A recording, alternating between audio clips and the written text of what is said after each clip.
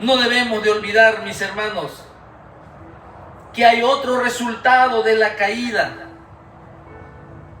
y es ese estado de tinieblas y ceguera en la que se encuentra ese hombre natural también, y que muchas veces Cristo Jesús, como la luz del mundo, mis hermanos, ese ministerio de nuestro Señor, al ser enviado por el Padre, dice que aquí, mis hermanos, dice la palabra de Dios en el versículo 6, mira cómo dice, el versículo 6. Dice la palabra de Dios: dicho esto, después de que estuvieron en la conversación los discípulos, Cristo y el ciego de nacimiento, ahora el Señor lo va a sanar. Sanidad física, sanidad espiritual.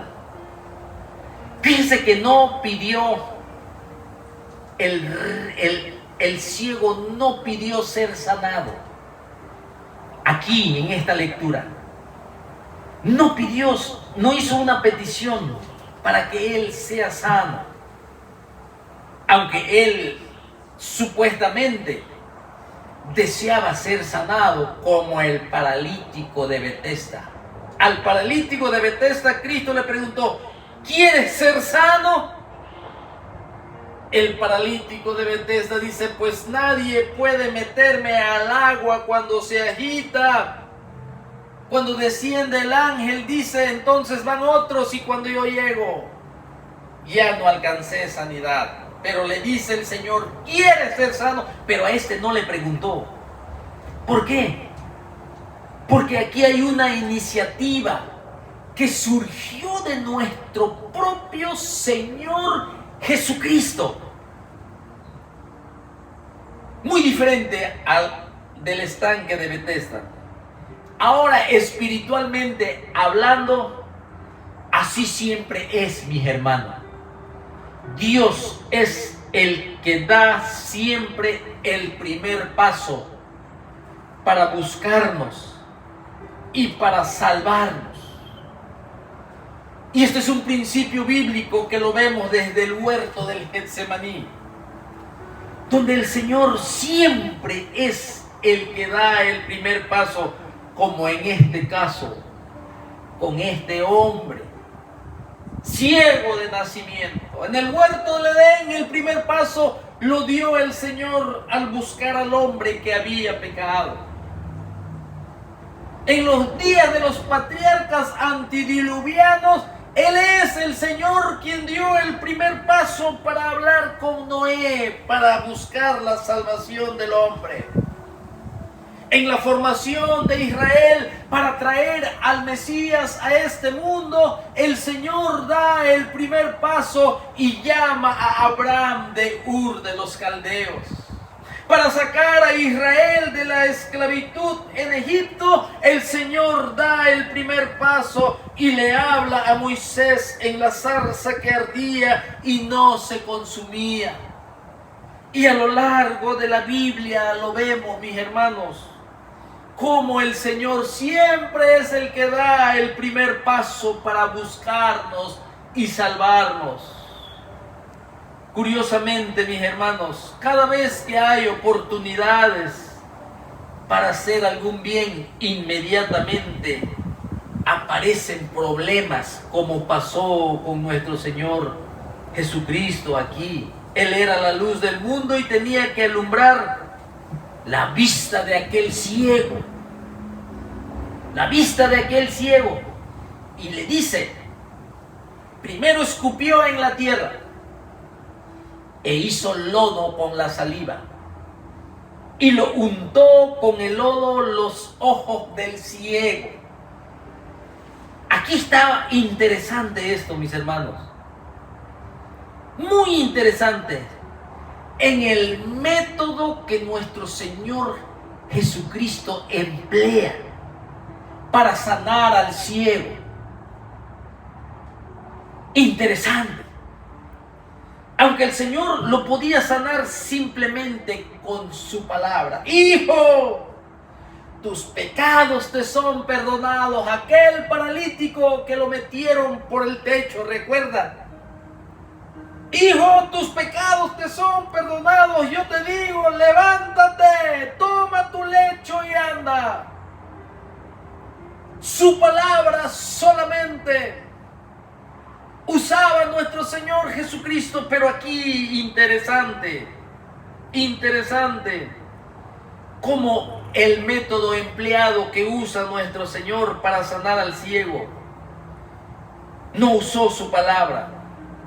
Sin embargo, en algunas ocasiones, mis hermanos, usaba métodos que llamaban mucho la atención, como este. Llamaba la atención no solo al enfermo, sino también a los discípulos y también a nosotros. Porque, ¿por qué? ¿Por qué usar saliva para hacer lodo y untarlo en los ojos del ciego para luego hacerle ir a un estanque a lavarse? Tenemos que aceptar, mis hermanos, que Dios siempre se sirve Él de los medios que Él en su sabiduría y en su amor lo considera para cada situación. De hecho, Él no contesta siempre, por ejemplo, en nuestras oraciones, nunca contesta de la misma forma, ni tampoco como le contesta a otros, hablando de la oración. Él tiene un plan siempre perfecto, un plan de amor para cada uno de nosotros y actúa de acuerdo a sus atributos en armonía. Y déjame decirte que ese poder y ese amor no tiene límite. Por eso nunca el Señor dejará de sorprendernos. Para derrotar a Goliat, usó David solamente una piedra. Para derrotar a los enemigos, Samgar solamente usó una aguijada. Sansón usó una quijada de un asno. Nos sorprende la forma como el Señor obra, pero su poder no tiene límite. Seguramente los que estaban viendo al Señor usar su saliva para hacer lodo y untarlo en los ojos del ciego, quizás a algunos les hubiese causado repugnancia.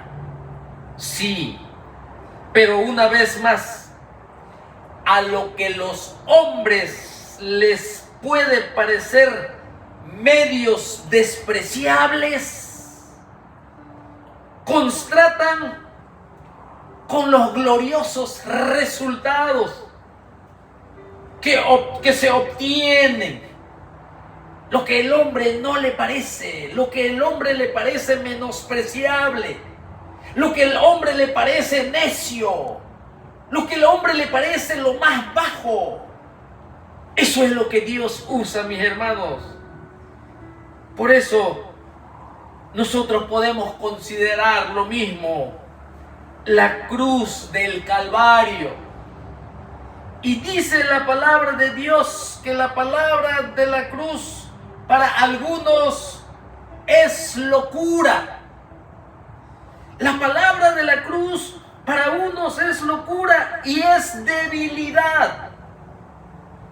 Pablo lo enseña en 1 Corintios capítulo 1 y el versículo 18. Sin embargo, por medio de esa obra, una obra donde nuestro Señor Jesucristo, mis hermanos, dijo Isaías que iba a estar y iba a ser despreciado e iba a ser como un desecho, porque dijo Isaías, desechado, como basura. No iba a tener parecer en él, ni hermosura le veremos. Era un guiñapo de sangre coagulada en los pómulos, en las cejas, en los ojos. Alrededor de su cabeza, de nuestro Señor Jesucristo, se incrustaron las espinas de la corona que le hicieron y que lo golpeaban para que se le enterrara en el cráneo. Los surcos de su espalda, mis hermanos, de aquellas bolas de hierro y de hueso puntiagudo. Por medio de aquella locura de la predicación, un hombre crucificado que tomó la muerte de cruz, que era aplicado solamente para los criminales, para los malhechores, para gente inservible a la sociedad. Eso es el lugar que ocupó nuestro Señor Jesucristo. Sin embargo, de allí fluyó la justificación. Sin embargo, de allí fluyó el perdón de pecados. Sin embargo, de allí fluye la vida eterna. Sin embargo, de allí fluye la santificación. Ahí se encuentra la redención, el precio pagado por nuestras almas para ser libres de la ceguera espiritual que traemos desde que nacemos. Y dice Pablo, para el hombre es locura la palabra de la cruz, pero para nosotros, dice, es poder de Dios para salvación, es poder de Dios que ilumina el corazón lleno de tinieblas. Ese es el único medio de salvación. Por eso aquí, mis hermanos, con este milagro del ciego, usar saliva y lodo, quizás para algunos parecía repugnante y despreciable, pero eso es lo que usa nuestro Señor para avergonzar a los poderosos. Eso es lo que usa nuestro Señor, lo más menospreciable, para avergonzar, mis hermanos, a los sabios, a los fariseos. Esa fue la marca del Mesías, porque Isaías había profetizado, mis hermanos. Isaías capítulo 29 y el versículo 18, que en aquel tiempo, cuando Cristo iba a venir, el Mesías, a este mundo, los sordos iban a oír la palabra del libro y los ojos de los ciegos verán en medio de la oscuridad y de las tinieblas. En Mateo 11:4, cuando Herodes y los fariseos le dijeron a Jesús que se fuera de allí porque Herodes lo quiere matar.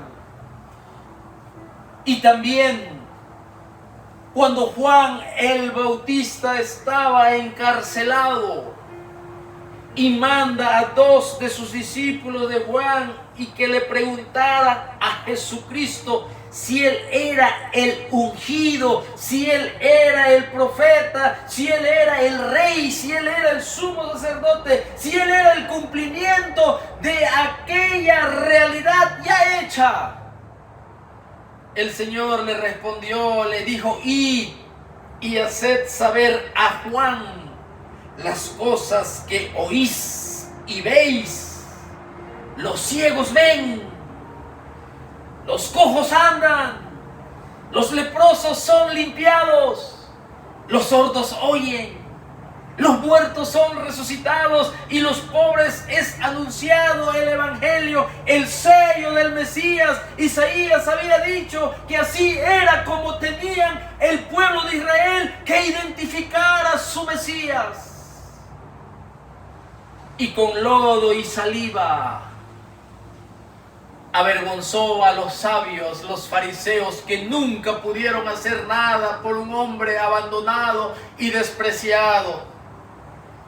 Que inclusive los mismos fariseos habían usado una parte del atrio para convertirlo como una tienda de comercio, en donde el Antiguo Testamento decía que ahí deberían de estar los gentiles enfermos. Por eso el Señor hizo azote de cuerdas y sacó a los cambistas, y sacó a las palomas, y sacó a los bueyes.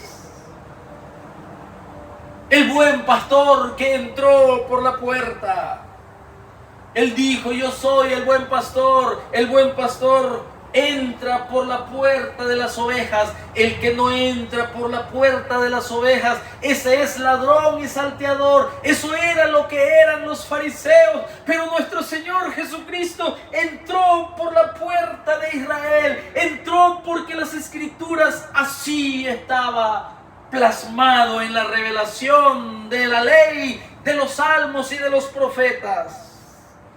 Aquí vemos una vez más que con este milagro del ciego constata una vez más que Dios le gusta hacer sus mayores obras a través de medios y de personas normales, incluso aunque sean despreciables a los ojos de la sociedad. Así como hizo con este lodo y saliva. Por eso aquí podemos pensar: ¿por qué hizo lodo el Señor? Quizás podemos especular un poquito. ¿Por qué usó lodo para restaurar la vista del ciego?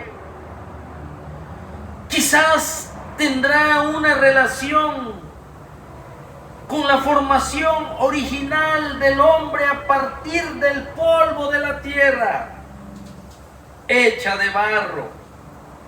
En este caso, el Señor estaba aquí restaurando una obra estropeada, una obra en la cual era el pecado el causante de esa enfermedad. Quizás el Señor nos lleva al huerto del Edén y nos enseña nuestra condición, que solamente somos polvo, que somos barro y que somos frágiles, y que nuestra única esperanza es el Dios de esta Biblia, el Padre de nuestro Señor Jesucristo.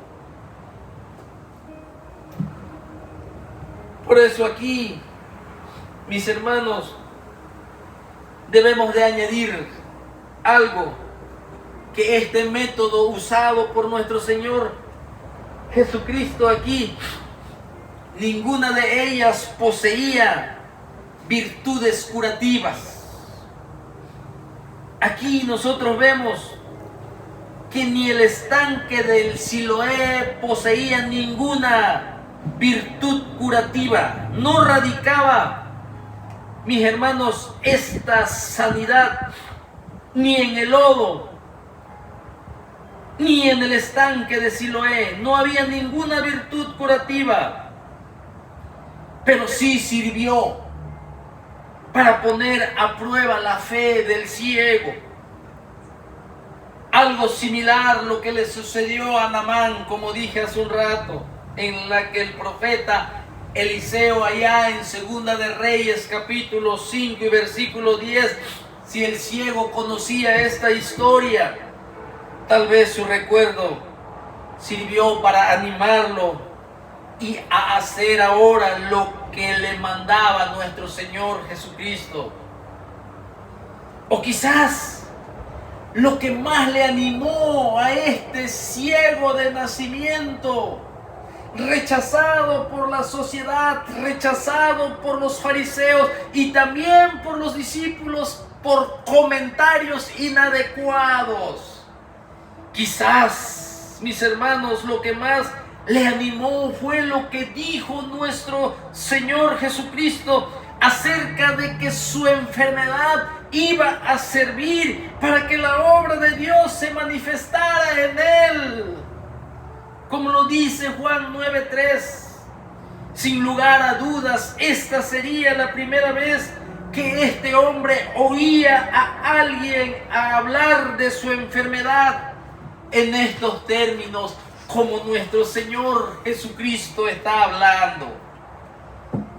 Nuestro Señor Jesucristo, la pura palabra de Dios, porque era el verbo de Dios, una vez más nos enseña la necesidad estricta y con mucha responsabilidad la predicación del Evangelio de Jesucristo, extraído de este libro.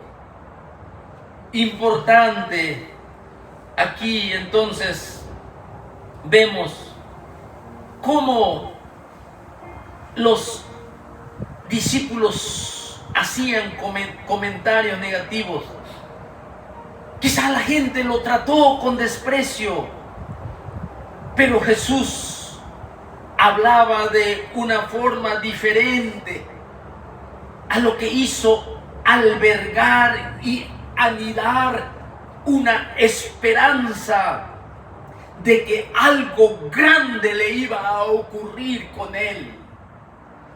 Así que cuando el Señor le mandó de ir a lavarse al estanque de Siloé, se puso en marcha inmediatamente. El estanque de Siloé, construido por el rey Ezequías allá en Segunda de Reyes capítulo 20, el versículo 20, era un túnel construido por debajo de la ciudad que venía de el Gihón, se llamaba. Ese Gihón era un manantial, y a causa de las invasiones de las naciones enemigas, entonces por los sitios que hacían, ellos pasaron el agua por allí para poder estar con esta agua que llegaba al estanque de Siloé. Por eso Siloé significaba enviado. Y tenía que ver con el hecho de que eran enviados desde ese manantial de Gihón, así se llamaba, ¿sí?, que estaba fuera de la ciudad. Y el significado del nombre de este estanque, mis hermanos, Siloé, ¿sí?, el nombre, aquí vemos que hay una referencia, ¿sí?, de esa agua que era enviado a donde este ciego de nacimiento fue a lavarse. Quizás tiene un contraste con nuestro Señor Jesucristo, que también era el enviado del Padre. Esto nos hace pensar que este estanque es usado como un símbolo, en donde nos recuerda que el Padre había enviado a su Hijo al mundo para mostrar las obras de Dios Padre. Y el ciego era enviado ahora por el Hijo a lavarse en el Siloé para que él pudiera experimentar una de esas obras maravillosas. Y por otro lado, el ciego quería también ser purificado espiritualmente y tendría que acudir finalmente al enviado de Dios, a Jesús el Salvador. El ciego fue entonces y se lavó y regresó viendo. La obediencia dio fruto y el ciego recobró la vista inmediatamente. Él obedeció. Por eso Pablo proclamaba la obediencia al mandato del arrepentimiento. Si el hombre quiere ver con los ojos espirituales el reino de Dios, quiere ver a nuestro Señor Jesucristo por medio de la fe, quiere ver lo que sucedió hace 2000 años allá en el monte de la Calavera, donde estaba colgado el Hijo de Dios, lo puede ver por medio de la fe, en donde nosotros reconocemos nuestro pecado, y allá en el monte Calvario estaba colgado nuestro Señor Jesucristo. Ahora que le conocemos, le damos las gracias por esa gran bendición de su perdón, porque antes no lo veíamos, pero ahora sí lo podemos ver por medio de la fe. Yo no vi donde pusieron su cuerpo, pero ahora puedo ver que el sepulcro está vacío. Su muerte, su sepultura y su resurrección. Eso es lo que puedo ver claramente y que me ha hecho hijo de Dios. Gran salvación manifestada.